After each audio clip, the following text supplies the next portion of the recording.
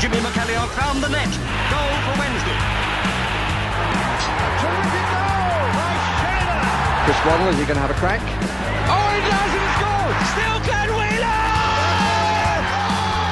Aidan Flynn works the goal. It's the time for a winner.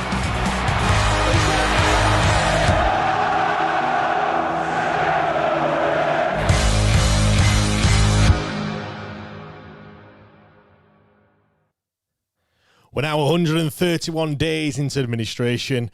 We've had the excitement, we had the sense of relief. We've even had a preferred bidder. We've also had a time waster as well. We're now getting close to another preferred bidder being announced and maybe even revealed as well. On tonight's debate show, we're going to be going through the runners and the riders. Who's in the frame to become the new owners of Sheffield Wednesday? Who's publicly come out and said that they're interested? And what do we know about them? Welcome to the Wednesday Till I Die podcast. I'm James Mappin. This is the debate show. Something a little bit different for you this evening. We're doing like a takeover special. So yeah, talking about those that are in the frame. Who are they? What do we know about them? What are their pros and the cons? Obviously, we do want you to all get involved like you always do every Wednesday evening as well. Come up onto the show. Let's have a chat and a discussion. Who do you want to be the new owners of Sheffield Wednesday? If you had a choice, that is, of course. It's not going to be just myself. We're also going to be joined, as I've been for the past couple of weeks, by Ollie North. Ollie, how's things, mate? You all good? Yeah, I'm really good, mate. How are you? Yeah, I'm fine, thank you very much. Been a bit of a busy day, and I'm not sure how much the Twitter Spaces is going to hold up. Mainly because the phone that I used to run the show on there, I forgot to put it on charge. So we're on 12% at the moment. So yeah, we'll see how we go. We'll see how we go on that one. Now, before we get into the actual show, I'll bring some comments up. We've had lots of comments. Kerry says, evening all, the club that just keeps on giving. And he says, and giving and giving and giving. Duncan's in the building. Esther FC Turner says, how's everyone's day been? Mine's been incredibly busy. What about yourself, Ollie? What have you been up to much today? Work, is it, on a Wednesday It's been afternoon? work and dealing with, the fallout that is the wonderful world of Sheffield Wednesday. And just watching Sunderland Till I Die. As we've, I have been binge watching, in particular season 2. I don't know really why that would be, James. But yeah, I've been getting some background knowledge for tonight, and I've got PTSD. I'm not going to lie. From what I've seen. Well, the dedication is unrivaled. Turner says Brown's back in training. Yes, as is Max Lowe as well. I saw that earlier. Duncan says he'll be better when we have a new owner. Loads of people. Steve, BDI Smith, Liam's in the building. Bored out, but I don't think he was ever in. Sooner this is done, the better. Keep all your comments coming in. We'll try and read out as many as we possibly can. To my knowledge, Ollie, mainly according to the likes of Alex Miller, Joe Cran and George Smith from the Star, we've got 4 people in the running. David Storch, Ryan Howsam, Charlie Methven and Mike Ashley as well. Where should we start, Ollie? Should we start with the one that kind of... gives me nightmares, Charlie. Let's get Let's get Charlie done, shall we? Let's start with Charlie Methven and let's see what we can let's see about him. I mean, of the 4 that we are going to talk about, 2 have been involved in football before and 2 haven't. Charlie Methven falls in the camp of those that have. Obviously, former chief exec at Sunderland, former Charlton Athletic owner, a club that he sold in the summer, just gone. I think it's fair to say that he rose to fame with the infamous Sunderland Till I Die that you have binge watched, the documentary that aired a couple of years ago. He was at Sunderland between 2018 and 2023. In terms of net worth, it's unsure as to the levels of wealth that he has. I don't want to speculate as to how much it is. I can't see him being mega wealthy, relatively speaking. Of course, I'm sure he has a fair few more pounds than what I do.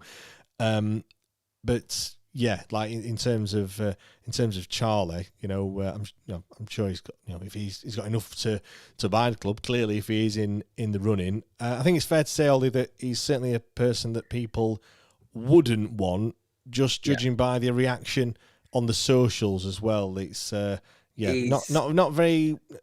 I don't think it'd be welcomed. Is the vibe that I'm getting. Yeah, I can't repeat half the words that Sunderland fans used before 9 p.m. Watershed on Twitter, and I'm still getting messages now. But they all Go on then. rhyme with one word. Why? What are people? One word beginning with C, and it rhymes with runt is the theme. Really, Right, okay. He has any sort of good words to say about him. He's quite arrogant. He loves the spin. He believes his own hype. From what I watched of him, he would walk into a room with a whiteboard and just say a few buzzwords, tap furiously on the page with his pen, and then wait for the others, to come up with kind of solutions. And if they didn't, he would then quite happily sort of go, look, but they're not producing.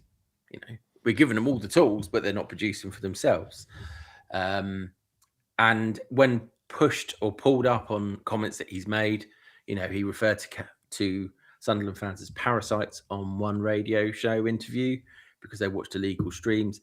That's a bit of a shade of us being called customers, isn't it? By who will not be named.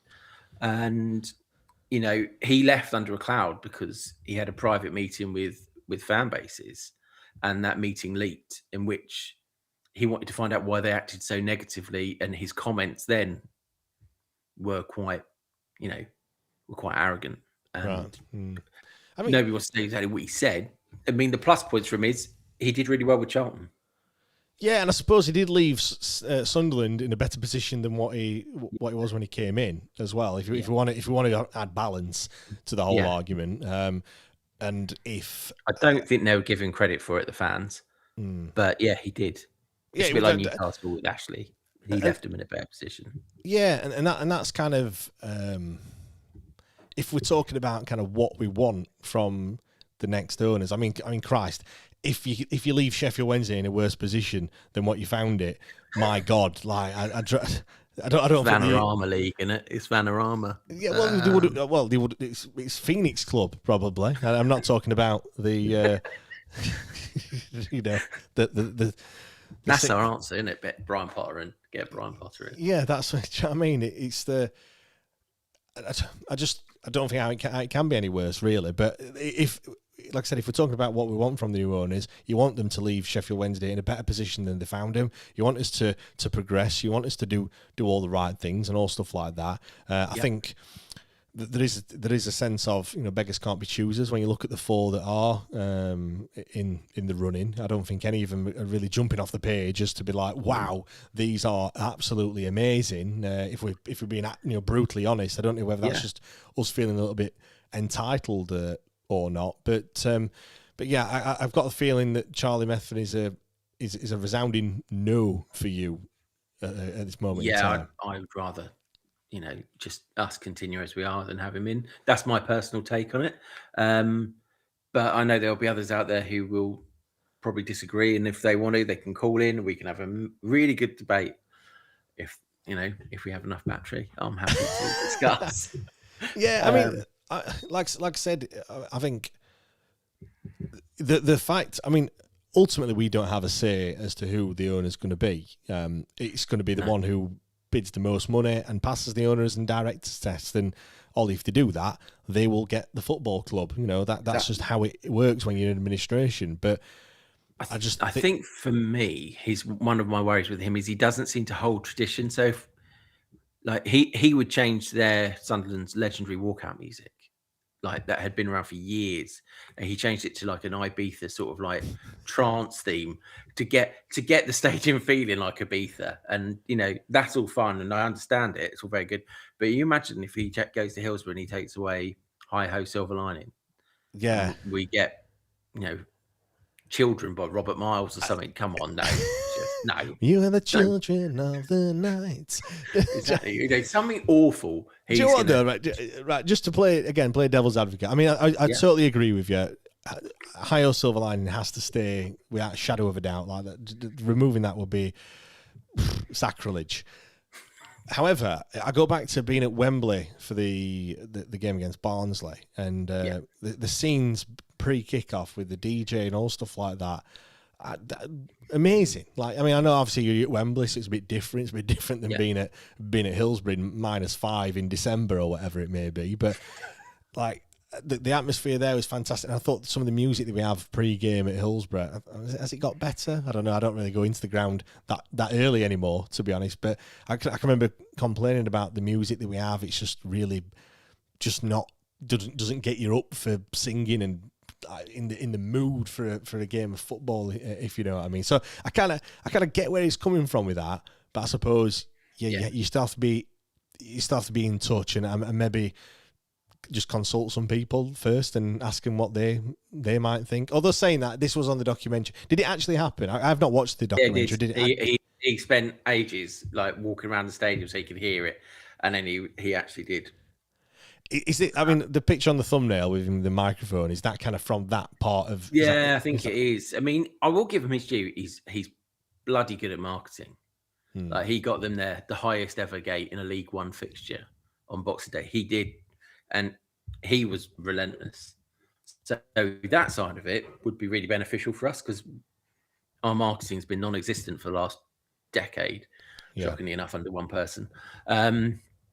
So yeah, there are pros and cons for him, but for me, I just worry where his money's coming from because I don't know if it's from him or if it's another board situation.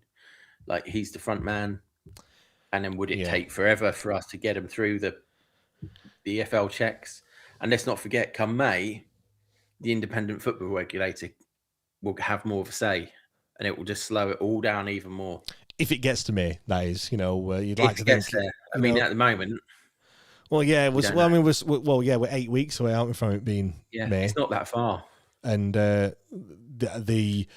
was 7 or 8 weeks, weren't it, under board? So we're probably going to be getting up to that sort of threshold if it takes a similar sort of time, really. I mean, again, when it comes to the money side of things, a lot of people, and I will kind of mention kind of wealth and stuff like that when we talk about the four people. But I think something that you've got to remember as well is, like you said, that there'll be other people behind him or behind these people. Maybe it doesn't necessarily have to be them that have all the money. And if anything, that's kind of what got us in this situation in the first place, was someone that thought they had all the money and they could just, sponsor the team. We had Chansiri plastered all over the shirt. We had, kind of actually stopped being us, really, didn't it? It was more about him. Yeah, but I think that was that the reason why he did that is so that he could put more money in himself. So rather than actually going out there and doing the hard yards and actually getting other people to spend their money, he was spending his own money, because that was a loophole in how he could do that. D-taxes was another one, Elevate was another one, or you can go on and on and on and on and on. And that's just that kind of set us up for this downfall. And that's a stick that he's using us to beat us with. So I'd rather have someone that recognises the importance of sponsorship, advertising, marketing, commercial, all that sort of stuff. Selling football players as well is another massive one. But all that side, let's spend someone else's money. Let's we don't need to always spend your own. Obviously, they need something behind them, because we've got to hit the ground running, and you're not going to be able to build that up when you're a League One club staring League Two in the face. Like, you're not really going to attract all the all the sponsors and things like that. But he was part of the group that signed off on the really prolific Will Grigg to Sunderland transfer move at £3 million. Who, I think, turned out 5 goals in his tenure at Sunderland. Yeah. Before that, Wigan, he was scoring for fun, but 3 million was never a right amount, rising to 4. So I mean, the more you talk about him, the more he sounds like Depon Chansiri, to be fair. So, he's like the English version of DC, I think. He is. And he's incredibly posh. And we would probably be selling, I think somebody did say you would be selling pink chinos in the club shop by summer if he takes over. I'm going to read some love a pink pair of trousers, that boy. Well, they pink away kit all the way then if he does come in. I'm just going to read some comments. James Reaney says, way I see it, don't want Charlie, hates Northerners, and has an awful choice in friends. Storch talks a good game. Howsam is local lads, so wouldn't be awful. Ashley's like Marmite, but you know what you get. And he says, any chance on getting Kieran Maguire on to do one of his football shows? You have to ask Matt on that one, Annie, but I'm sure we can sort something, definitely. Duncan says, God, not Methven, please. Let's see what any other ones. Turner says, spoken to a lot of Sunderland fans, and they are praying for us. A lot of people saying that Ashley will get the club. Barry says Ashley with a little sign emoji. James Reaney says, don't like EDM either, so that's another cross for Charlie. So yeah, lots of people saying an absolute resounding no. Let's not forget with Charlie, time is against him here because he's the last one in the room, isn't he? And they're sort of saying that they want to have Touchwood preferred bidder by Friday, is what I read somewhere. They were, I've heard that. And he hasn't actually made a offer. He's just expressed interest again. So, do you think it is just a PR thing again? Because I think sometimes people use this, or they go in for clubs to just go, hello, well, we're here. Like, they're not actually interested in buying the club. But there was that photo, wasn't there, of him with Simon and with a Y. Yes, there was, at the ground, and was that Simon's man? Because I remember him saying, he had somebody who was experienced, he knew a lot about football, and he would do a really good job for us. Was that Chaz? Probably. Yeah, I mean, look, you put 2 and 2 together, yeah, you're going to get 4. I think you find when it is that one, like, it's not. It's not. But, unless you're DC, and then you get 8. But yeah, it's very late to come back in the fact that he's gone public with it all and things like that. It does scream to me that, it's a. I'm here. Maybe he's looking for some other football club. And I think the other thing you've got to mention as well, like, none of these people, I know, I don't know, it's Howsam, is he a Sheffield Wednesday fan? I don't think it's been reported that he is or anything. He's from Sheffield, but he's from Sheffield, so he knows the city. He has got a knowledge of the club, But then again, his only sporting expertise is mainly golf. Yeah. Why? Yeah, we'll come on to that in a second. But what point I'm making is that, like, the people, whoever's going to buy Sheffield Wednesday aren't buying it for the love of the football club. It's a business venture. It's a passion project, whatever you want to call Charlie was very much it's a business. Let's get, when they got, I think they got to a cup final. He was people like, what about somebody who only went to certain games? Can they get a ticket? And he was like, no, the priority is the season ticket people, because if we can get 20 quid each off of them, we're going to get closer to $1 million. Yeah, for a one-off. He's all about the business running. Yeah, James has put a super chat up. Anybody Methven and Quickie is what James says. So I would actually get in the comments. What would out of the 4? What would your list be? 1, 2, 3, and 4. Let us know who yours would be. I mean, like I said, Pros, I think we've already mentioned it. He has been involved in football before, and he left both Sunderland and Charlton in better positions. The cons, attention seeking, wants it to be all about him. He's only going to watch the Sunderland Till I Die documentary for all that, and we've had all that before, haven't we? Someone wanting it to be all about them. There. And we've been there, and we've still got all the scars to prove it. Exactly, that's right. Let's talk about David Storch then. He's an American businessman, made his money as the CEO of AAR, an aviation services company. He's also now the managing partner of Arise Capital Partners. He's been linked with takeovers at numerous different EFL clubs. Cardiff with Gareth Bale was, I think, the most recent one. He's been linked with Plymouth as well, wasn't it? Plymouth, Blackpool, and Reading as well. In terms of his wealth, I don't think it's publicly stated how much he has, but he's said to be around about the $100 million mark. I mean, he has been public with his interest in Sheffield Wednesday. Remember on Christmas Eve, he came out speaking to put that little press release to BBC Sports. Rob Staten as well. I've got a few quotes from there. He says that we have a desire to do things right. That means setting the tone at the top, having excellence in everything we do, and a quality product at the stadium, the training ground, and the academy. And he says that we'll bring in the right CEO. We want to make sure we bring in the right sporting director. I mean, Ollie, he's certainly saying all the right things, because those are the things that we have been, well, I have certainly been banging the drum about for God knows how long. So we've been lacking those things for quite a while, haven't we? Some leadership at the top. Massively. I mean, everything he says is spot on. The question I've got is, how has he tried to take over 4 different football clubs, but he's never got one over the line? What has happened there? The family net worth is about £1 billion. So if they're coming in, amazing. The other question would be, what happens if they all get bored? But he would probably sell it. And I don't think he'd be, asking for a ridiculous sum of money like, somebody else if he had to. Yeah, but he is saying all the right things, as you say. That's it. I mean, anyone could say that. I mean, it doesn't take a rocket scientist to work out that, like, those are what are needed at any sort of football club. I think because we've been starved of this for so long, that it becomes a thing now. Like, if anything, excellence in everything we do and equality, that's just kind of buzzwords, I suppose, really. Bringing the right CEO, I think we are one of the probably few clubs, actually, when you look at football clubs up and down the the English Football League, we are probably one of the very few that don't have or didn't have a CEO or any sort of people like that, sporting director. We just had one man at the top. It was very rare. So actually, that is just something that you would do anyway, really. Like, we set the bar so low at Sheffield Wednesday. We start frothing at the mouth when we see someone talking about this, but actually, it's just the normal things. I mean, I'm not going to.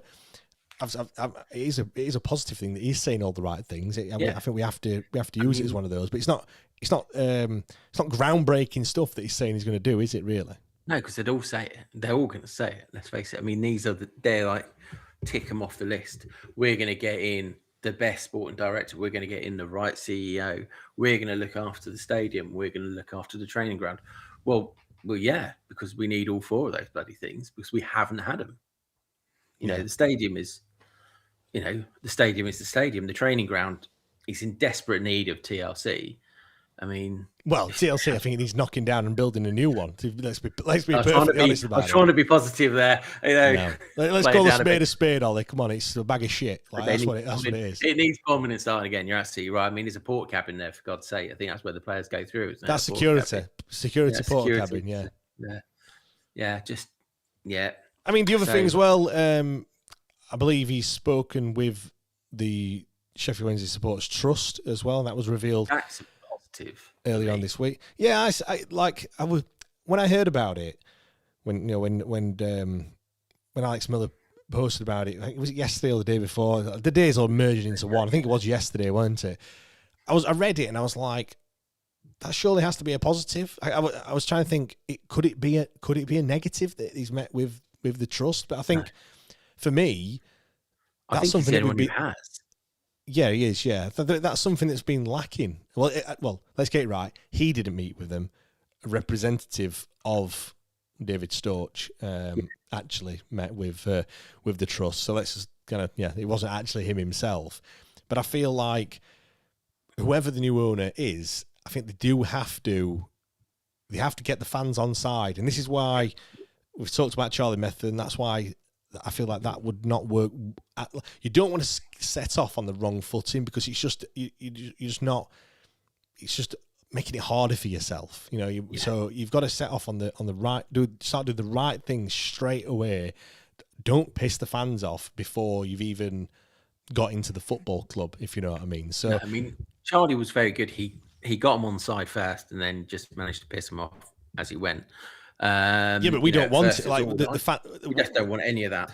We don't want him. So before we've even kicked a ball, nobody wants him. That's what I mean. So I suppose meeting with the trust. I'm not saying obviously the trust are only a small percentage of the fan base. They don't speak for everyone. Although there's a lot of people that are members and things like that. But I feel like the things that they have put out as kind of what they want from the new owner.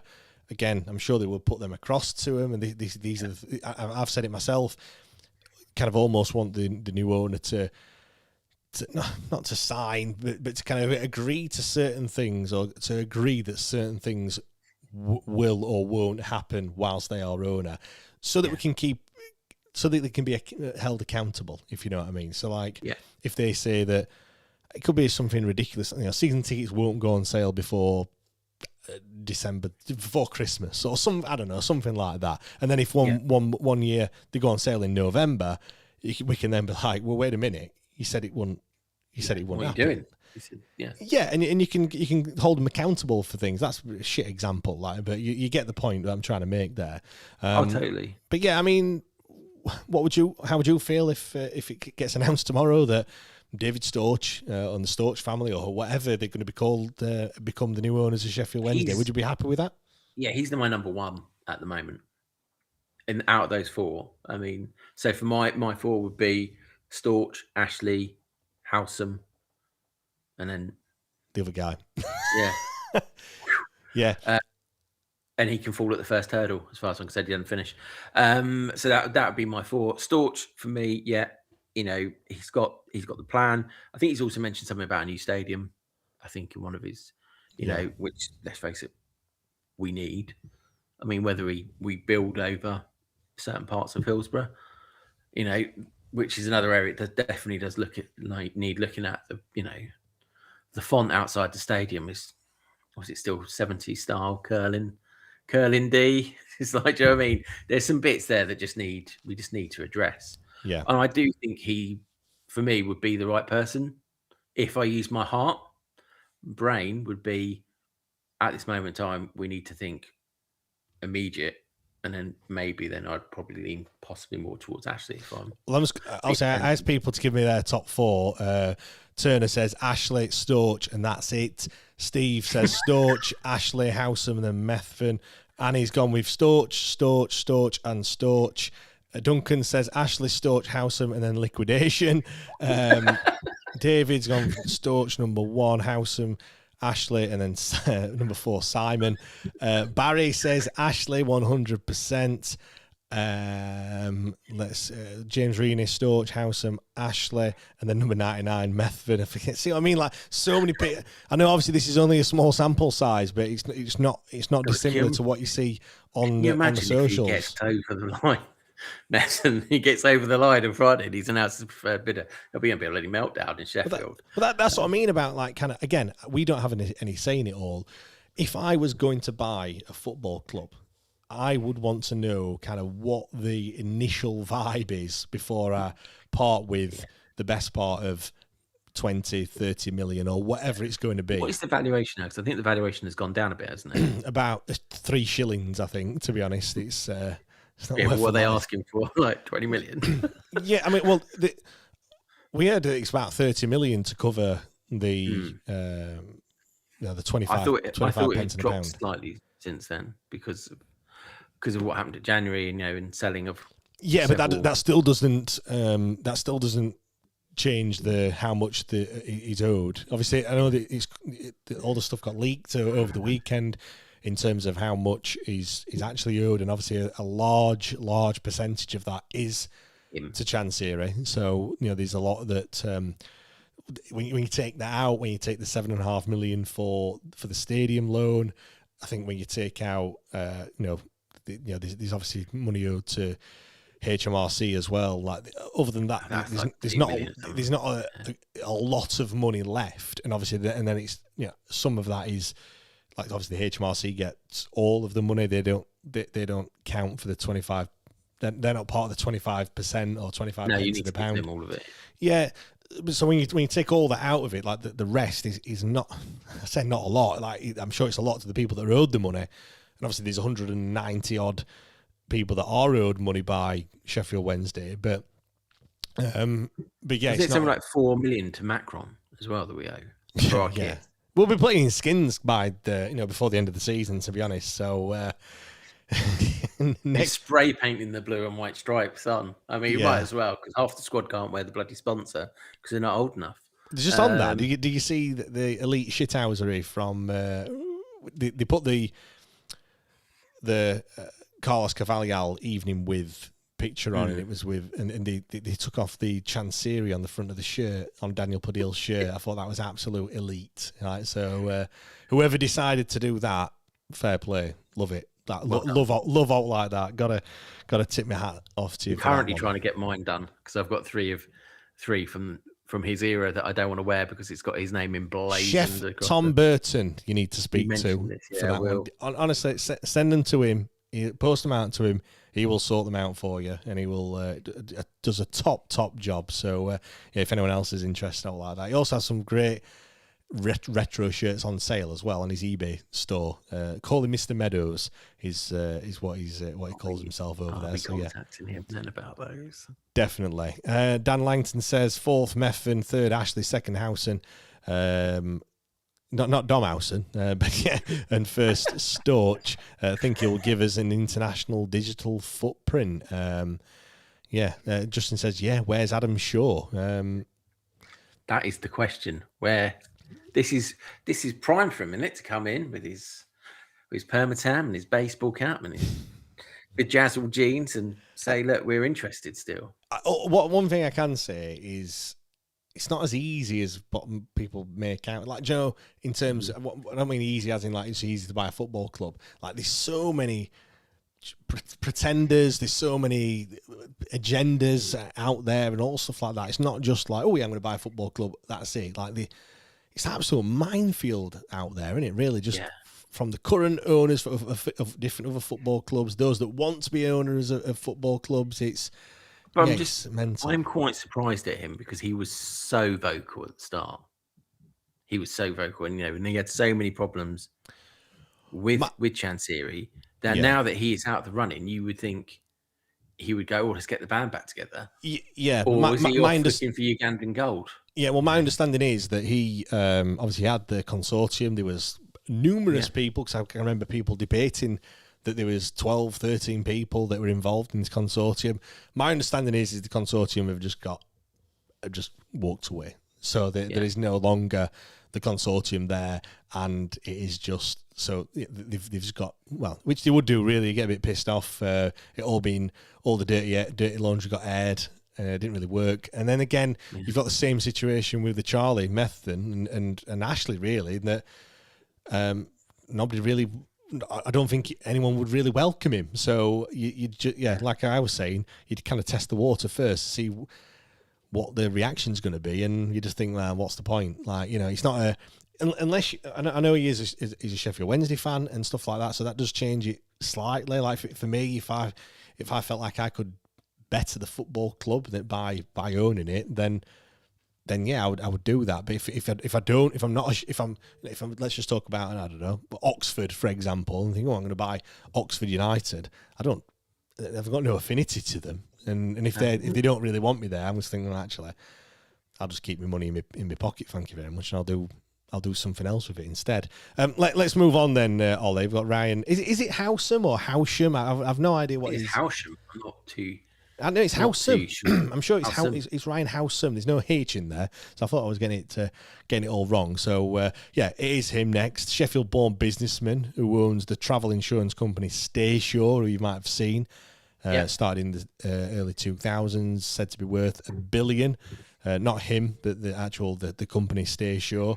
When it comes to sport, he doesn't have anything to do with football, but he's prominent in the world of golf, so much so that Staysure have just become, I said just as in the last month, become the title sponsor of the Legends Tour, what used to be the European Seniors Tour for the over 50s. In terms of personal wealth, between 50 to 200 million is what I've seen, which is probably to do with the 20% stake that he has in Staysure, which obviously does contribute to a lot of his wealth. Obviously, he's friends with Simon Jordan as well, who ruled himself out kind of last week, I think it was.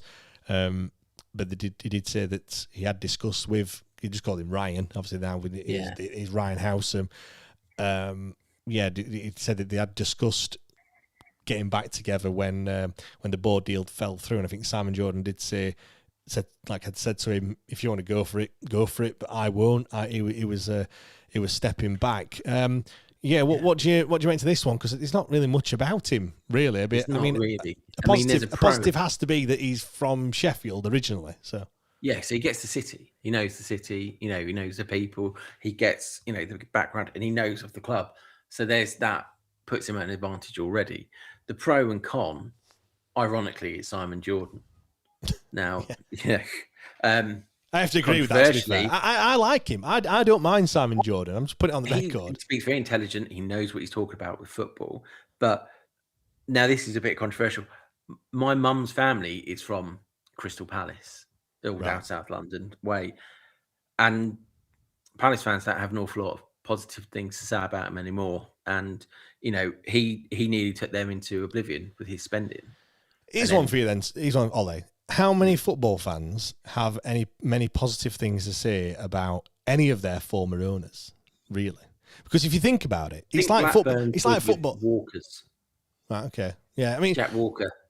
Would probably be, but it's going to be on one hand, I'd reckon. Because it's like anything. It's like managers, and it's like footballers as well. Football's slightly different, but like a manager stays at the football club until it gets shit and they start losing, then they get sacked. Like that's just kind of what they don't leave on their own accord.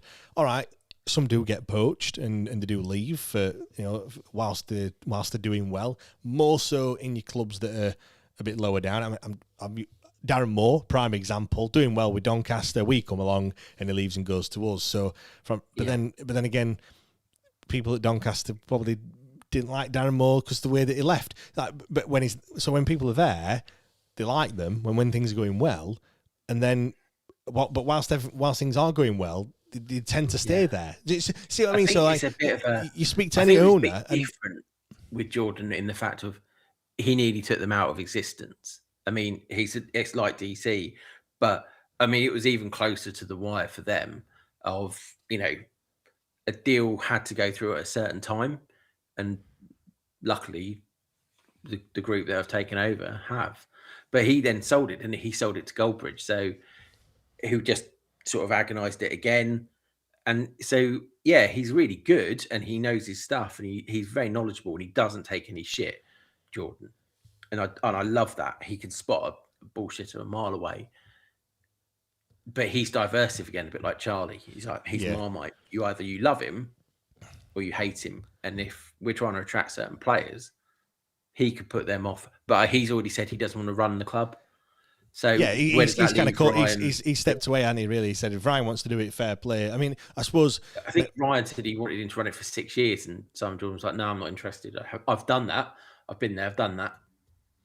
I have no desire to do it again." He's got a cushy little gig on TalkSport. Yeah. He's done his bit. He tried to get the sheiks involved. He tried to, get bidders in. He recognises our potential. But he is just very diverse. He is a pro and a con at equal measure. Yeah, I agree. I just want to bring this up because you did there was a mention about Shaw.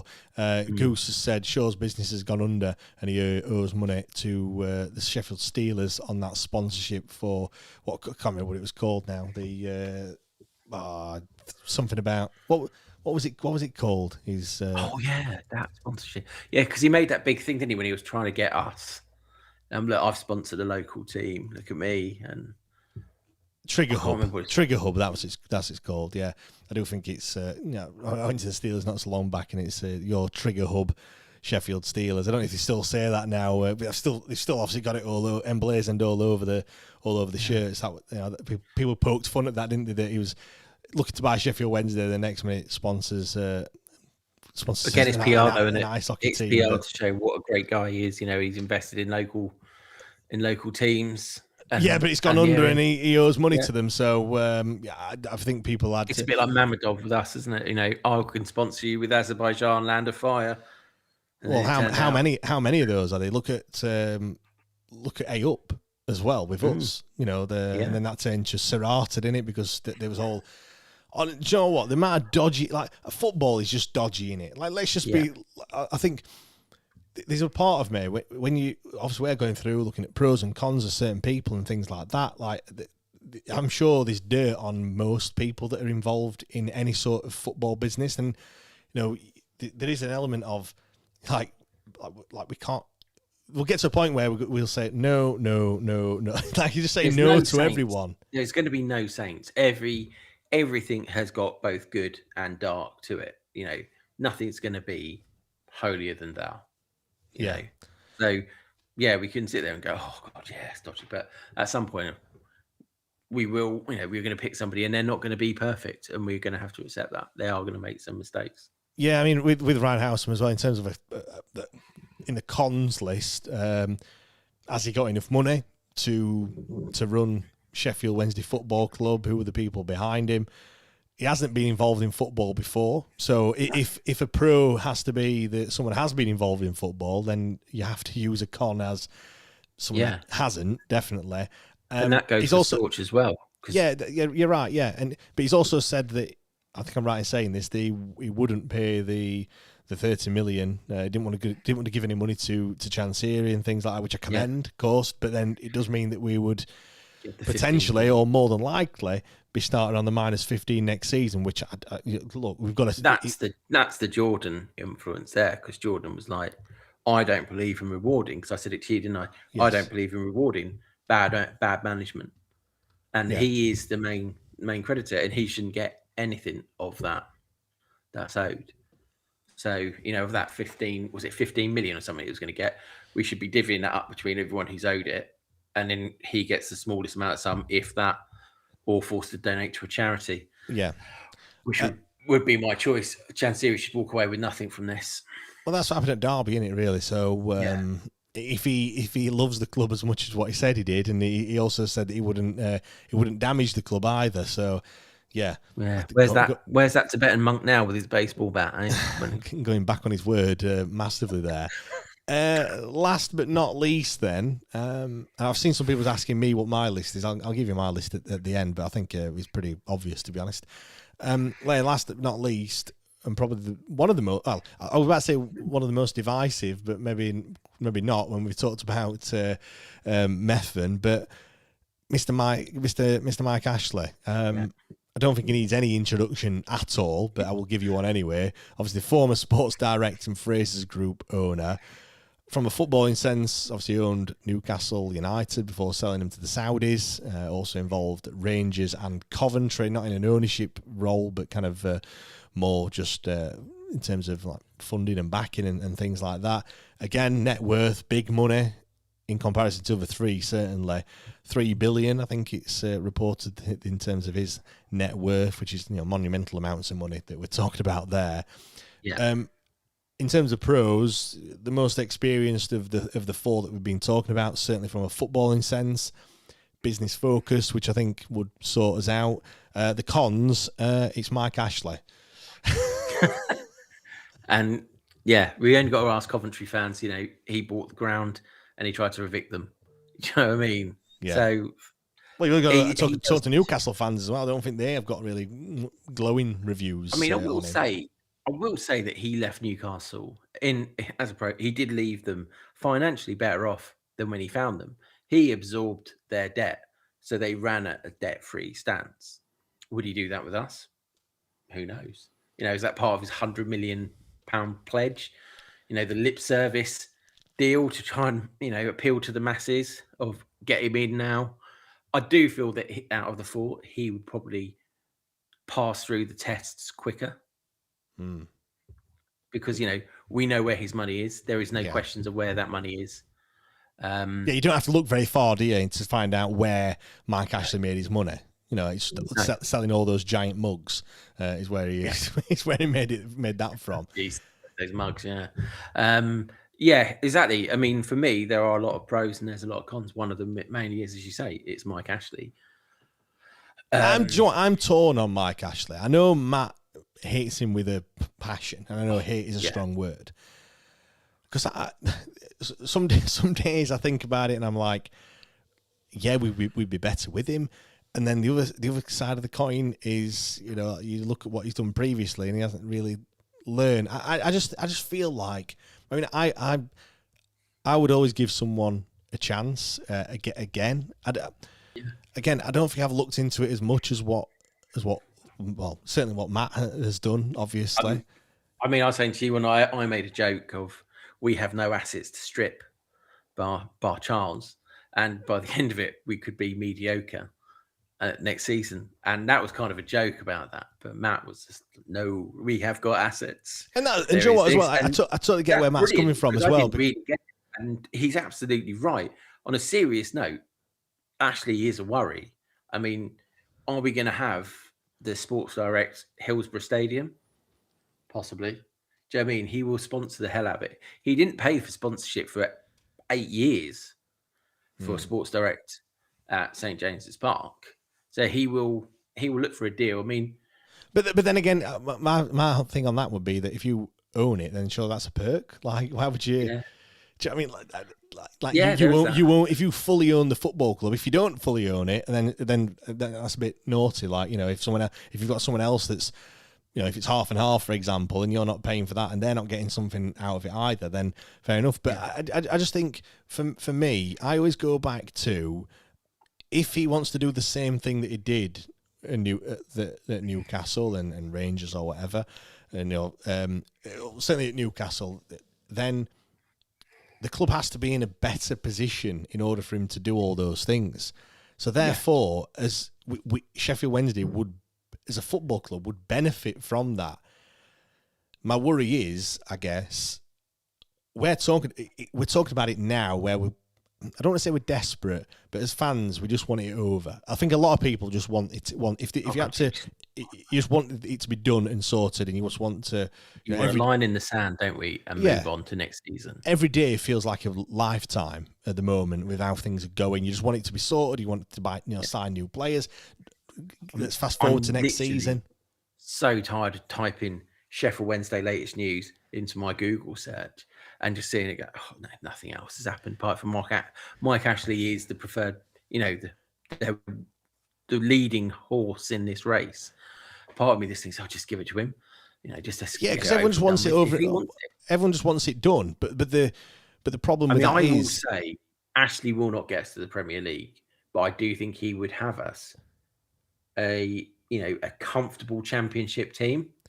But is there better options out there? I don't know. I think he would find the better option because he sold Newcastle for a tidy sum, but let's not say. Yeah, but he sold it to the Saudis. That's controversial in itself. I think a lot of Newcastle fans have had to kind of turn a blind eye and just turn off their moral compass for not even just a second, for quite a while. I mean, the Champions League football has probably helped them turn off their moral compass. Well, it has, that is still a thing. Do you know what I mean? Yeah, look at their whole kit. I suppose as a way they've changed all their away kits, haven't they? All got to be white and green. They were never like that before, to kind of get that Saudi theme in. I mean, would he do it again? Maybe. I mean, I honestly, I don't know. I mean, I don't think he'll get us to the Premier League. I don't think he's got that capability in him now.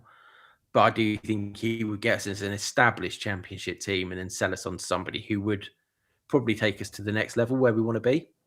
Yeah, and I've said that all along. I said I think that's what's going to happen next with whoever the next owner is going to be. I don't think the next owner is the one.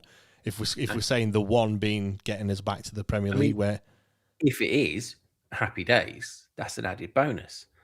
But at this present moment, well, the way I see it, the analogy that I have is like when you buy a doer-upper in terms of a house, like are you buying it to live in it? Most people buy it to flip them. So you buy the house, you do it up, and then someone else buys it to then live in it, and then they might put all the nice things in it and stuff. That's why I see it. Like the person that has all the money probably hasn't got all the expertise. They've just got all the money.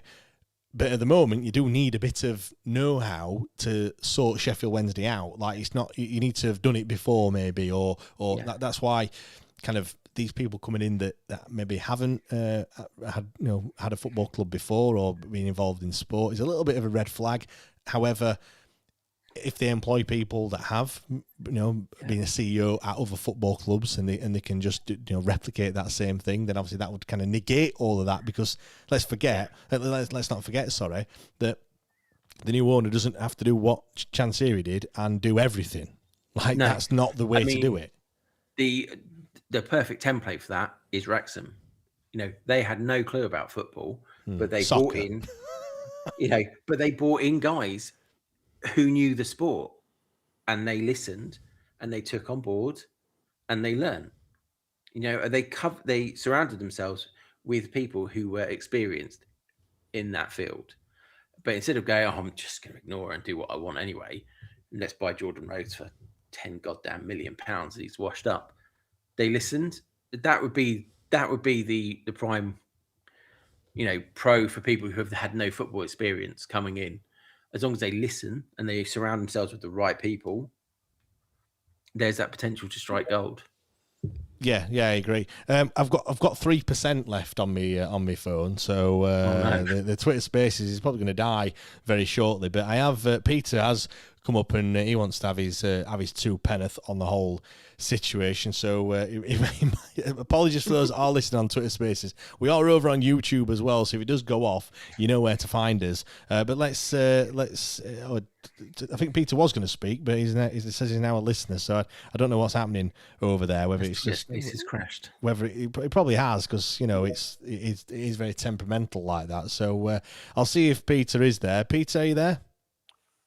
I've always been there, James. I was just messing about trying to get to listen to you. Sorry, mate. It's all right, Peter. What's your take on the whole situation with these 4 that are publicly in the running? Obviously, there could be people that we don't know about, of course, but we can't really talk about them because we don't know who they are. So of those that we know about, what's your take? It's quite obviously, as you guys have already discussed it, it's very complex. There are several that I don't want involved. Who are those, Peter? Sorry, who are those? Well, I was going to say the Charlie Methven situation is a non-starter for me. Yeah. I would be tempted to say I'm in the Mike Ashley camp, but only 51%, 49%. It's so close. I think there's so much, as we all know, there's so much to sort out. There's so much. So the club is in such a mess, and I think that having read. I've, over the last few days in particular, I think quite a few Wednesdayites will have stopped looking at Twitter or the full extent of Twitter and the SWFC hashtag and just read. Even if you just read Alex Miller's tweets and all the stuff that's coming out, you've only got to look at just one of his recent posts to see what a mess we are in, not just financially, but as a club and where we've been and what we've been through, and potentially where we could be going. And I've said for a few months now, and it still saddens me to hear Wednesday fans, Wednesday supporters, whoever they are, singing, minus 10 who gives a whatever. We're gonna bounce straight back up. Well, the sad fact of the matter is we aren't going to bounce straight back up at all unless we get extremely lucky in the transfer market. We manage to get some kind of budget. And we managed to get a manager who can galvanise whatever squad he can pull together into the most miraculous run of form. And I just think we're in it for the long term. We're in it for 4 or 5 years. I keep saying it, and I don't want to be a doommeister, aka Dom Howsam, but I think sadly we're going to be in League One and possibly League Two, depending on points deductions. For some time, and it's not nice to say. It really isn't. No, Peter, you mentioned there Mike Ashley, and I think initially when his name was mentioned, a lot of people said absolutely not. Yeah. I feel like it's changed somewhat. There's the want for him has probably increased. I mean, more so the fact that the board bids failed, and I think going back to kind of what I said, people just want it over and done with. A lot more people are saying they did have him than they were previously, I feel, Peter. I agree, because I think people, whilst they were sort of, I won't say glad, they were relieved that the board thing had been named, when he'd been named as preferred bidder. I think it's a case of, now that that's fell by the wayside, everybody is quite openly saying, well, I'm not really surprised. I don't think anybody's surprised that was ever going to be the outcome of that sort of thing. What I don't feel, but I have been surprised at is the is the levels of, I would say, the levels, not level, of how far Begbie's have sort of gone out on a limb, so to speak, and said some of the comments they have, particularly right at the start when we had the comments of there's 80 odd bidders and we'd be surprised at the level of interest, and all of a sudden we've gone from 80 potential buyers to where we are today, 4 or 5 months later, and we're nowhere really, are we? We're still, it's highly likely we're going to be minus 15 in League One, possibly searching for a new manager. We're certainly going to be looking for upwards of 15 players, maybe 20 players.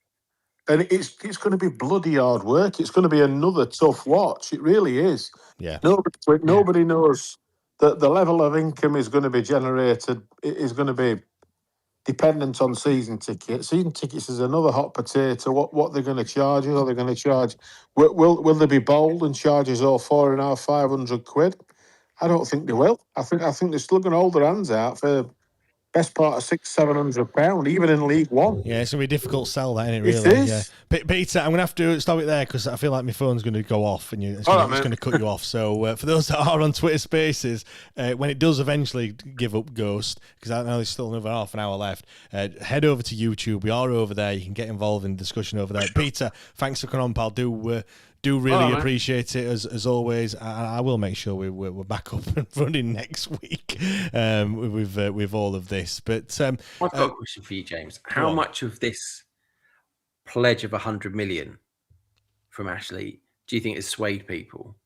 And is it we think, he better the devil we know, or are we getting a little bit desperate and we think we just need Ashley in? He's got the money. I mean, obviously, I can't speak for everyone, but because for me, I've just seen it as a bit of a throwaway comment. You can say whatever you want. It's a bit lip service, isn't it? Of course it is. Yeah, just like the Storch comments. You read it and you think initially it sounds fantastic, but when you actually look more into it, you think it's just words. Like obviously, and I know he can't do anything. He's not the owner of the club yet, so all he has is words and things. I feel like anyone who buys the football club will need to spend something in that sort of region before they see any sort of return on the club, because we don't have any assets. Like the biggest asset we have is us as fans. Yeah. That is the biggest one. From a player perspective, you've got Piers Charles, who was injured. Obviously, hopefully he'll be back this weekend. Although some people have been saying we'd rather not him be back, and let's not rush him back too quickly. But that is it, isn't it? The stadium is that an asset? It doesn't really feel like one, because it needs a lot of work doing to it. So it's more of a hindrance than an asset. We don't. It is just us and our buying power and buying potential, which is the only asset that you're really buying. So, it needs a lot of work doing to it in order to actually get it to any sort of level. Then you're going to have to spend a lot of money to get it to that point. It's not just going to miraculously happen just because a new owner is coming into place. It's not going to be Harry Potter, is it? And wait for one to go, ding, here's your first team squad. Yeah, but to answer your question, I think some people will have probably been swayed by that. It's a big number. Like £100 million is, I mean, it's not big in football in terms, I suppose, really, but it is. But for us, it's massive. Yeah, but for us, it is massive. So I think some people are just so desperate for, like we said, for it to be over and for it to be just something to happen to Sheffield Wednesday. That I mean, I don't know. What do you think on it all? I do think it probably has that ability to sway. My other thing is he's got quite a good working relationship with Begbie's, hasn't he, in the past? I think Ashley. So, will that come into play? So, I mean, possibly, but again, it comes down to who bids the most. I think it's playing into his hands, isn't it? Really, when you look at it, he came out, didn't he, and said he'll bid £10 million for the club. And I said at the time, I think that's just, he showed his hand, and then maybe that's made other people think, oh, wait a minute, is it if it's only worth 10, if he's only going to put 10 in, then my 30 that I was going to put in, is it, what am I actually buying here? Like, maybe I'm not buying what I thought I was buying. Having said that, it didn't stop the board consortium putting £37.8 million in, so maybe that kind of backfired. But obviously, it didn't in a way, because they've now gone and they're no longer there. But I don't know. I suppose the other thing is, is one of the other three going to put more than what Mike Ashley has said he's going to put in order to buy the club? This is it, isn't it? I mean, I don't know if Ashley will do 10 million again. I think he'll probably up it. He might go crazy and do 11.5, maybe 12. Could go up to 20. You don't know, do you? Ultimately, it doesn't really matter what he buys the football club for. Really, from our perspective, it does to whether we're going to get the points deduction next season, which is still a massive grey area. We still, apparently that's guidance. According to some people say it's a mandatory thing. I've seen some people saying both. It's, well, like I said, I think I said last week. I looked in the EFL handbook and it doesn't actually say it as a rule. It doesn't say if you. It's called the 25 pence in the pound. It's called something in it. I can't remember what the actual proper terminology for it is. But it does make reference to it, and it doesn't. There's nowhere that says a 15-point deduction. There's a 12. It mentions a 12-point deduction for going into administration. That is a thing that happens straight away. There's nothing to do with the 15-point deduction. So I think it is the EFL's discretion. Now, obviously, all the other clubs are going to be pissed off, like without a shadow of a doubt, if it happens, and we haven't, because give us a 15-point deduction, and then that, and if we are potentially then staring relegation in the face, there's only 3 other spots then up for grabs, to go down. So he's good. People are going to be annoyed. Like, they're not going to go, oh, it's all right. So Sheffield Wednesday. I mean, Derby fans will definitely be annoyed, even though it probably doesn't even concern them, because they're that makes like, me a little bit happy though, to be honest. That they be annoyed. But, Yeah, I'm just going to come to some more comments. Matt says Ashley left Newcastle in exactly the same position he bought them in. It's only since Saudis invested that Newcastle have qualified for Europe. It's not Ashley that got them where they are. I mean, he did take them down into the Championship. Once? Did he get them relegated? No, twice. One or twice? He did it twice, but he then invested quite substantially to get them back up at the first attempt each time. But that was the problem, weren't it, that Newcastle fans had? That he wasn't investing in the squad.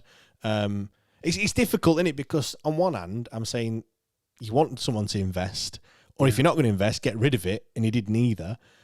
But on the other hand, do you want the club to be self-sufficient and sustastible? Because you can't. It's difficult to have both. It's difficult to be sustainable, but then also, I mean, I'll confess, I haven't spent the amount of hours looking into what actually has happened with Mike Ashley or not. During Ashley's reign, they did uncover with his, the team that he built, some world-class players. Kabay was, during his time, he came into, virtually unknown. I'd never heard of him. And then, that little French man sort of just skipped into the Premier League and showed us all what he had. I've just again, obviously everything you read on the internet is gospel, of course, and it's true. Especially Wikipedia, mate. That's like 100% true. Yeah, because nobody can edit that on Wikipedia. Well, this is on X, so this is definitely true, obviously. Oh yes, yeah. Someone's put Newcastle United in the 14 years under Mike Ashley. I saw someone else referencing the fact that he's been there 14 years. 486.4 million spent on transfers. 356.6 million received on transfers, so 129.8 million pound net spend just obviously on transfers. So yeah, I mean this is obviously in reference to the actual original tweet was talking about how much they'd spent since the takeover in October 2021. I can't believe it's that long that it's been, and that was a net spend of 304 million, but this was back in 2023. So it's gone up again, yeah. But so I suppose he he did spend money on Newcastle, but just not maybe at the rate that they wanted. They wanted it at the time, and I don't know. I'm like I said, I keep flip flopping between kind of whether I do or whether I don't want Mike Ashley. It's it is very fine margins. It's like Peter when he says it's like 51-49. I think that's for everyone. I mean, sometimes you ask yourself, is it better the devil you know? Because you kind of know what you're going to get with Ashley. Well, yeah, like, and that's kind of that's a pro and a con in itself. You know, you're going to get frustrated with him, and he is going to, make your blood boil at times. Let's turn it on its head. Like, what things do you want, Ollie? Like, what things do you want from the new owner? If you could, let's be realistic about this, because obviously, if you're being totally unrealistic, it's just a shit ton of money, cheap tickets, Premier League football in 2 years' time. Like, you know what I mean? Champions League glory in 5. Come on, European football. Yeah, let's do the Chris Turner quote. Let's try to be realistic with all this. What do you actually want from this new owner, whoever they may be?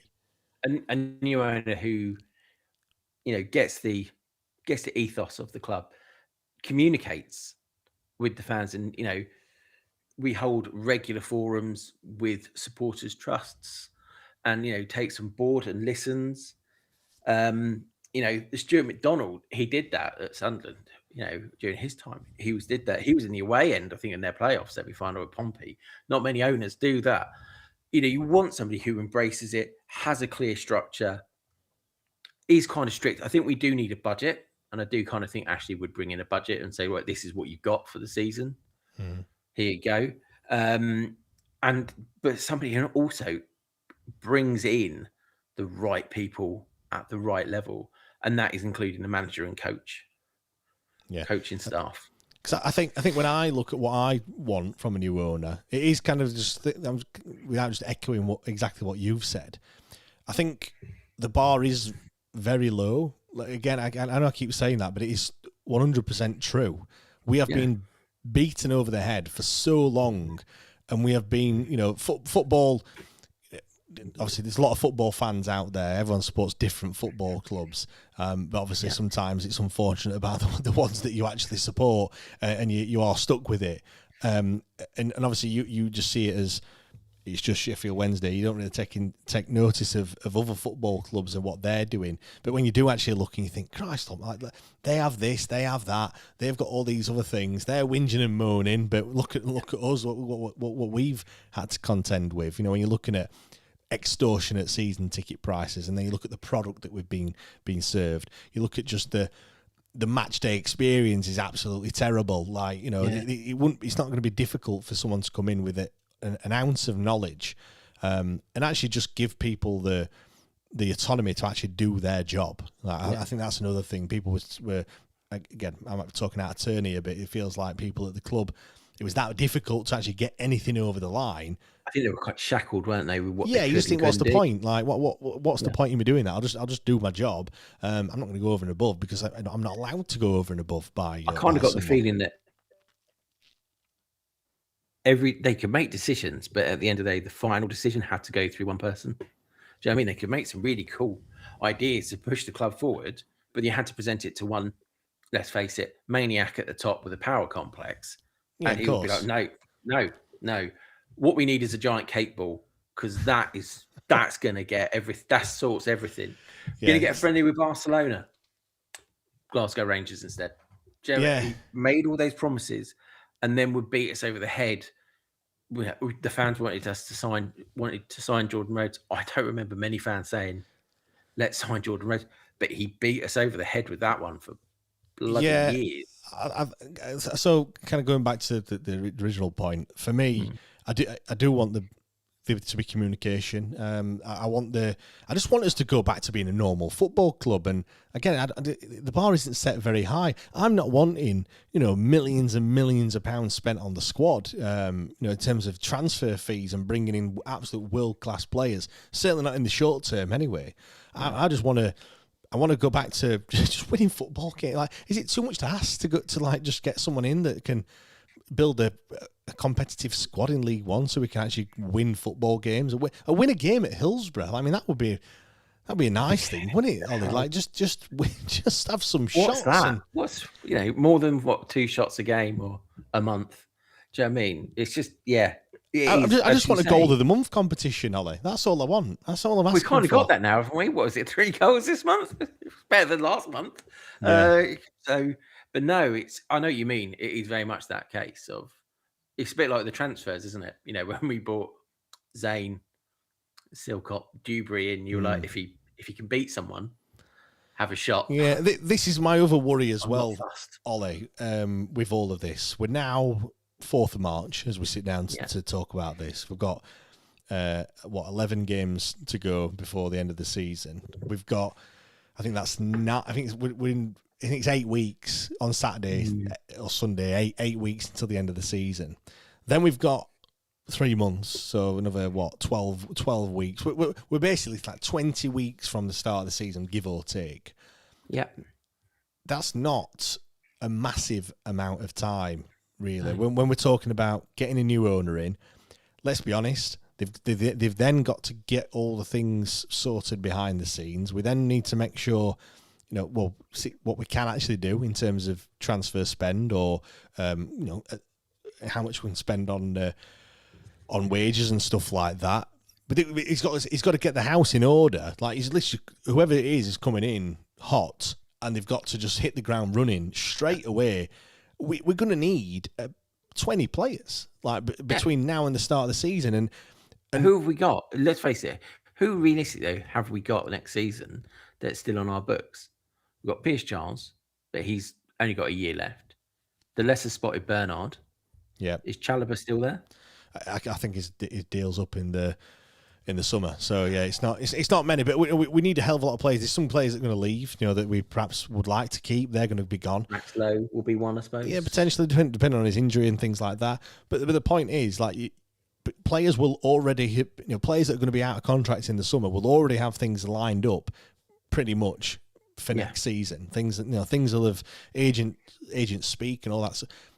Point I'm making is, the longer it goes and the longer it goes on, without we're going to have less options to pick from.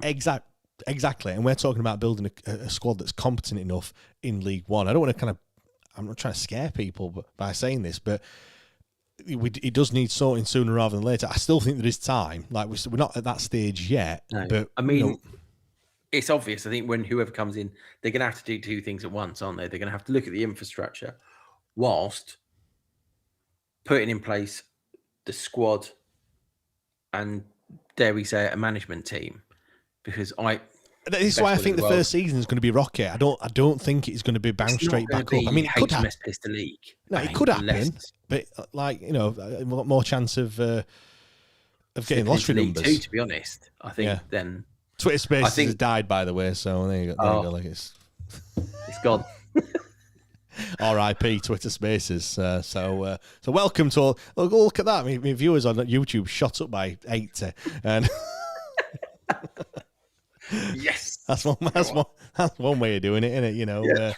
Apologies for everyone for not having getting the hair. I was going to get a wig for this week after last. I was so going to do the same thing when I gave one away. I'm sorry, James. Just come back from Turkey. But no, he might get a bit sensitive and think we're driving it home. But it's one of those things, mate, that it's a really scary time, that we've got a very short turnaround, that we've got to build a squad. And I do think going in, we'll have started the season, we'll still be assembling the players that we want. Yeah, it's going to be. I just think it's going to be really, really difficult. And like I said, we have to be careful. Again, I know it's nothing to do with us.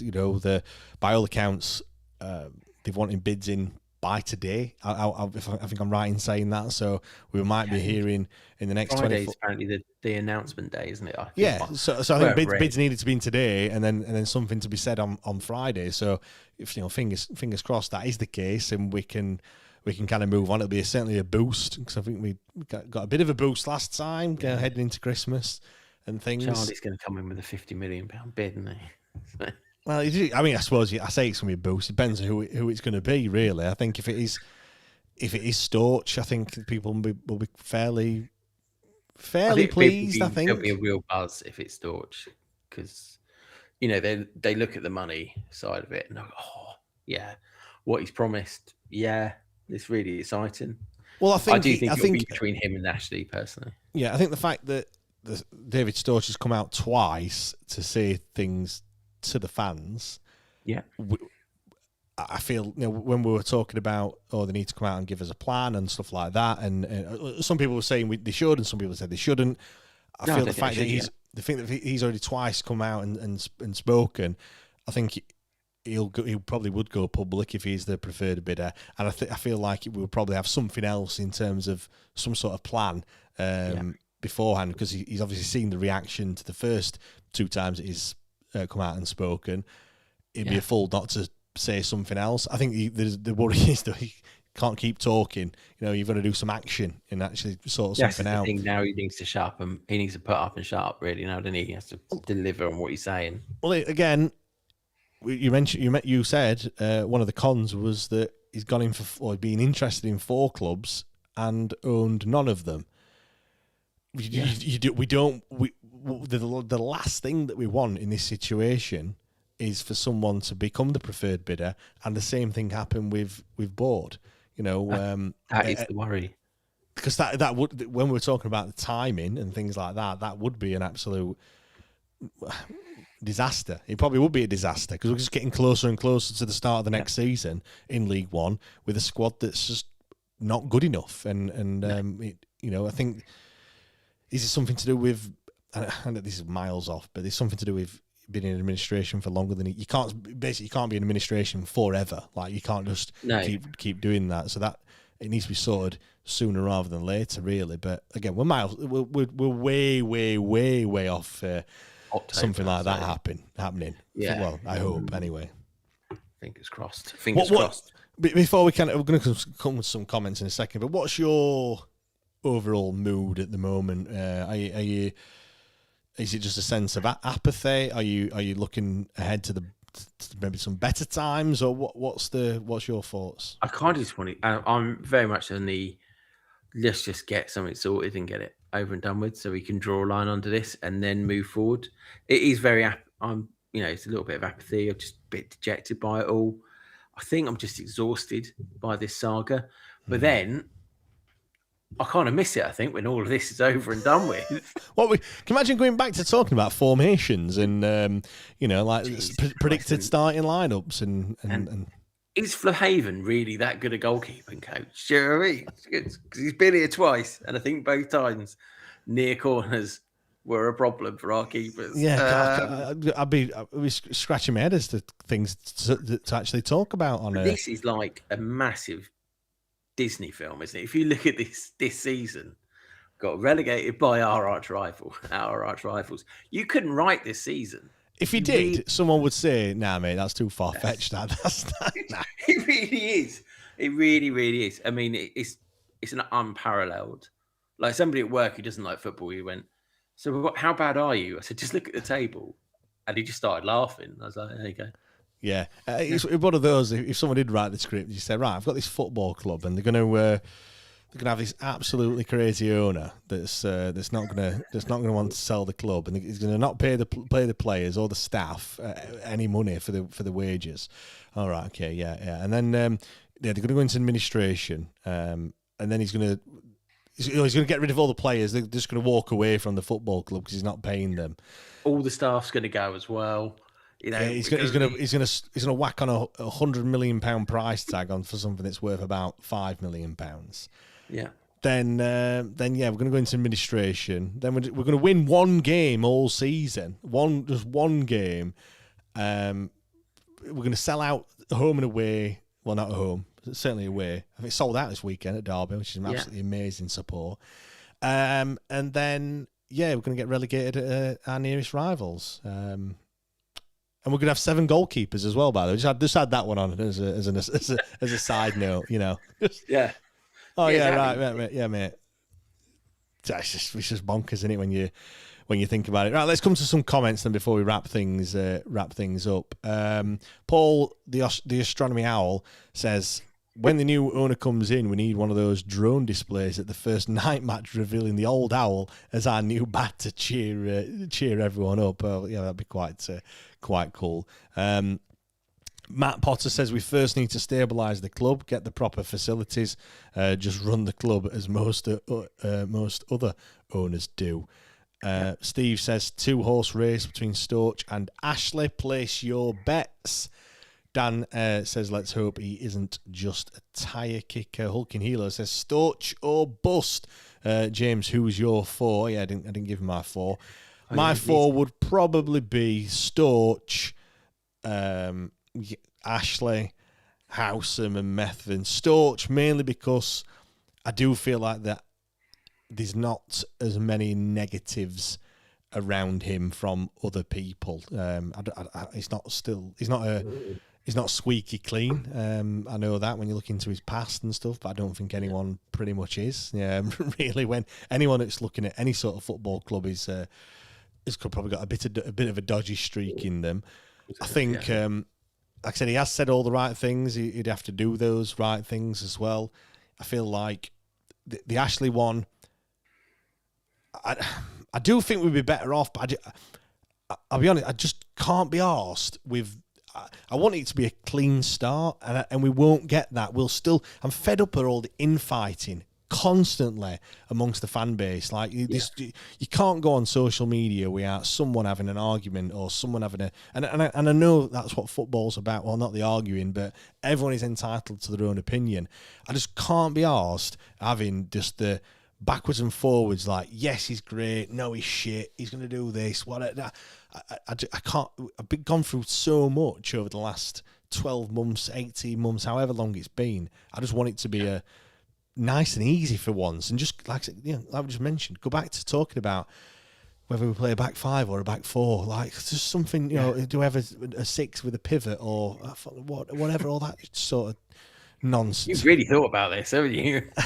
6 pivot. But double pivot and in the 10 and zone 15 or whatever it is. Like, I'd rather talk about that. Don't land outside of the postcode, and all that sort of capability. Yeah, it's normal football stuff rather than talking about the owner again. And the owner should be there and we should thank them, and they should not really be spoken about much. Like, it should just be in the background. And I don't think it would be like that if it was Ashley, to be fair. I mean, again, I think the other one is, I don't really know what it's going to be like with David Storch. He could be an absolute megalomaniac for all we know. Ultimately, we haven't got a clue, have we? Like, I think pulls off his mask to reveal Chansiri underneath. Could you imagine? Yeah, I mean, let's be right. Like, what you'd love. A Sheffield Wednesday fan loves the club, does everything for the fans, not bothered about losing any money, just does it. He's got some wealth that he just wants to do the best for the football club. But you look at those 4 names there, not one of them fits that bill. So really, there's going to be compromises, Ollie, whichever way you look, isn't there, really? Yeah, what we want is we just want the fan base to get a little bit more united, because we are very fractured. As you say, social media is a minefield. You say one thing and you can open yourself up to a whole world of people calling you you're a melt, you don't know what you're talking about. And then other people kind of agree with you. It's awful at the moment. Yeah, exactly. Let's come to some more comments. Mr. Wildgarden 9942, that's a bit of a mouthful. Name. Storch, as previously said, the bid is dependent on us not getting a -15 next season. So if he is the preferred bidder, could that be a sign that EFL have shown flexibility? Possibly, or he could just be his bid might be just satisfy the administrators. Steve BDI Smith says, I've kind of zoned out. It's just draining and exhausting. Yeah, mate, try talking about it seemingly every single day. Dan says, remember those pods with the Reading fans saying it would be a long haul? Yes, they weren't wrong with it. He was not wrong. Matt Potter says, we'll have to build a squad without spending money, so all freeze, isn't it? Yeah, unless those rules get relaxed. I mean, we're asking the EFL to relax a lot of rules, aren't we? Really, like, we are. Take that 15 points off, and that transfer fee ban, just knock that off as well. And loan signings with fees, Can we? Do you think they would do that? Ollie, No. or do you?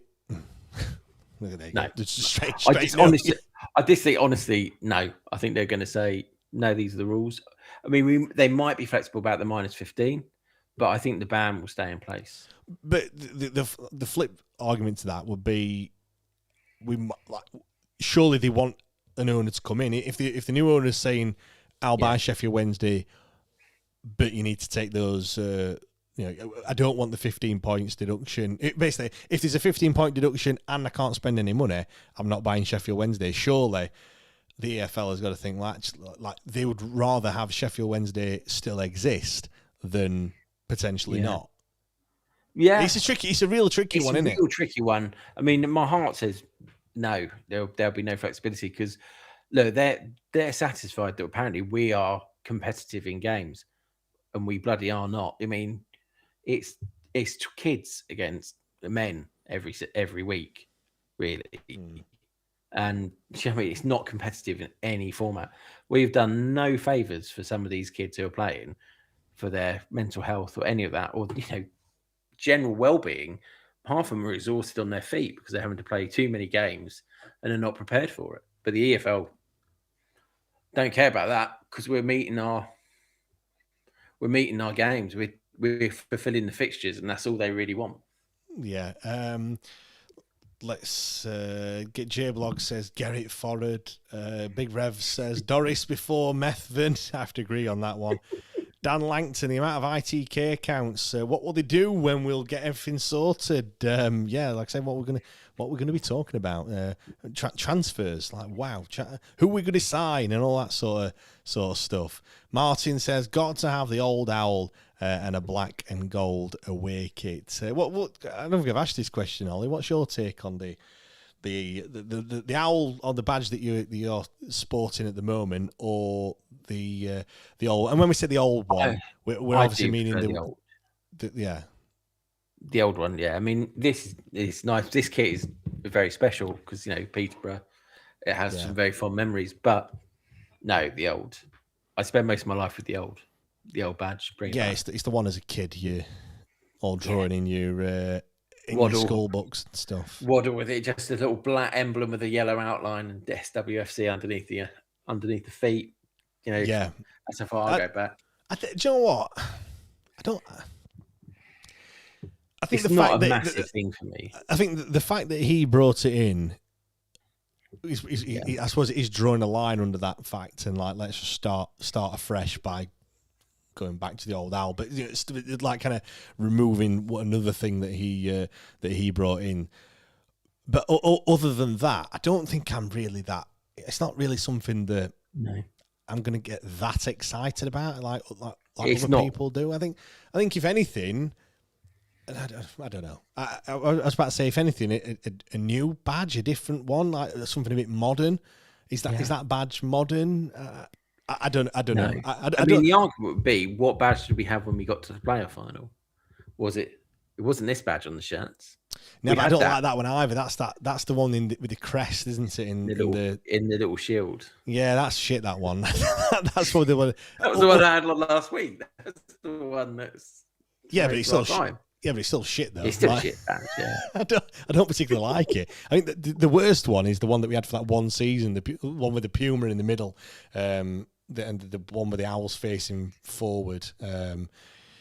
The one with the stripes that aren't the same width. That one. Two really thick ones on the outside and then two thin ones in the middle. Yeah. And it says SWFC on the other chest, and that is probably the worst badge. But yeah, cue that one coming back. Probably. Yeah. Anyway, right. Let's wrap things up then. Go on then. Who? You've before we do wrap things up, you've said kind of who you want it to be.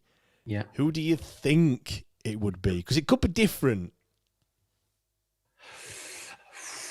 I think it's going to be Ashley, to be honest. Unless it's a massive one out of left field that nobody's. Yeah, that is obviously something we can't even talk about. That. We're never going to know that, are we? Because that's it. It's either it's going to be Ashley, Storch, or it's going to be somebody right on the outside, 75-1, who just poof, I think another board. I think Storch. I think it's going to be Storch. I think the fact that they have met with the trust, Yeah, I feel isn't a coincidence No. that's happened. That I don't think that's just kind of testing the water to see if they're going to put a bid in. Personally, I feel like that without that, I would have probably said Ashley. I think the fact that that information is publicly available now, I feel like that for me has put him to the top in terms of who I think it's going to be. I also, I think you're right. I also would like out of the four, I would like it to be him, for the reasons that I've already kind of outlined. To be honest, but yeah. Let's wrap things up. Massive thanks, Ollie, for joining me. It's been. I think we've done. I think we've done this discussion point, the service that it deserves. Thanks everyone for getting involved in the comments as well. I'm sorry I've not been able to read as many out as possible, but there's that many. It gets a bit much sometimes, to be fair. Steve says, great podcast as always. Cheers, James and Ollie. We're all Wednesday, aren't we? Big Rev says, badge is not high up on the agenda. Mate, pies, we need the correct pies, correct flavours and stuff. You know, got to be chicken balti all the way. You've got to change the lager on the pumps. Got to get all these high, like top level stuff sorted out. You know, then we can focus on the squad, and then we can focus on the manager. Let's get the priorities done. I need it on my seat. I don't just need that bit of gaffer tape with a number. I mean, I'm thankful that it's now blue. I want my little circle badge with the number on. That's the priorities. Get your priorities right. You know, these are the main things that we need. Right, let's wrap things up. Dan says, where's it? Great chat as ever. Hopefully an emergency pod on Friday. Big Artie Shaw says emergency pod on Friday. Yes, I'm sure if it has been announced that there is a new preferred bidder, you've twisted my arm. Me and Matt will be talking about it as always. But no, thank you very much, everyone. Thanks for joining us this evening. I know it's been a different one. I will promise to charge up this phone for next week and or think of another solution to this problem that we have. But no, thank you very much, everyone, and we'll see you all next time. Cheers.